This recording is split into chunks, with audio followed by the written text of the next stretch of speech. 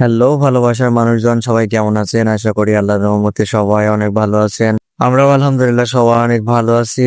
আর সবাই মিলে ঈদের দিন প্ল্যান করলাম নাটোর গণভবন করতে যাব। যেই কথা সেই কাজ, নামাজ শেষ করে হালকা খাওয়া দাওয়া করে বের হয়ে গেলাম গণভবনের উদ্দেশ্যে। আর এই গণভবন কবির পরিকল্পনায় নাটোর অমর হয়ে আছে কাব্যে।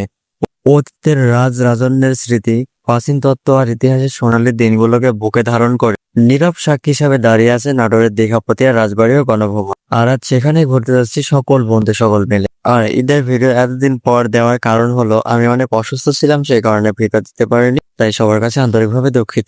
যাই হোক, আমরা গল্প করতে করতে নাটোরের দিকে রওনা দিচ্ছি। আমরা কিছুক্ষণ পরে আমাদের নাটোরে চলে আসলাম। নাটোর আমাদের প্রাণের শহর। নাটোর শহরটা মাশাআল্লাহ অনেক সুন্দর, চারপাশটা পরিষ্কার পরিচ্ছন্ন, দেখতে খুবই সুন্দর লাগছে। নাটোর থেকে একটু আগাইলে নাটোরের উত্তরা গণভবন। এত মানুষের ভিড়, চারিপাশে শুধু মানুষ আর মানুষ। ঈদ উপলক্ষে সবাই ঘুরতে এসেছে। আর একটু সকাল সকালে চলে গিয়েছিলাম আমরা, তাই অনেকটা বসেও থাকতে হয়েছে আমাদের।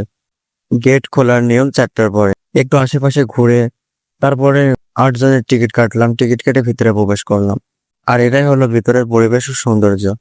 ভিডিও দেখে এই সৌন্দর্য উপভোগ করা কখনোই সম্ভব না, নিজের চোখ দিয়ে দেখলে বুঝতে পারবেন কতটা সুন্দর একটা জায়গা।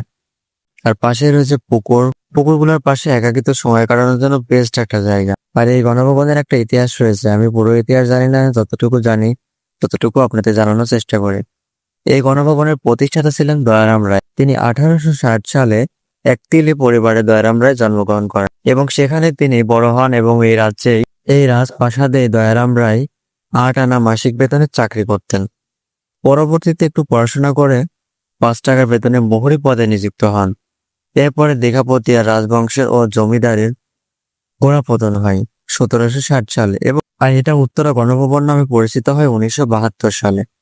গণভবনটির চারিপাশে মনোরম লেক, সুউচ্চ প্রাচীর পরিবেষ্টিত ছোট বড় সব মিলিয়ে 12টি কারুকার্য খচিত ও দৃষ্টিনন্দন ভবন রয়েছে। উত্তরা গণভবন 41.51 একর জমির ওপর অবস্থিত, বেশ বড়সড় একটি জায়গা। অভ্যন্তরে রয়েছে ইতালি থেকে সংগৃহীত মনোরম ভাস্কর্যে সজ্জিত বাগান। এত বড় জায়গা ঘুরতে ঘুরতে তৃষ্ণা পেয়ে গেল, তাই সমুদ্রের এক গ্লাস হলুদ পানি খেয়ে নিলাম।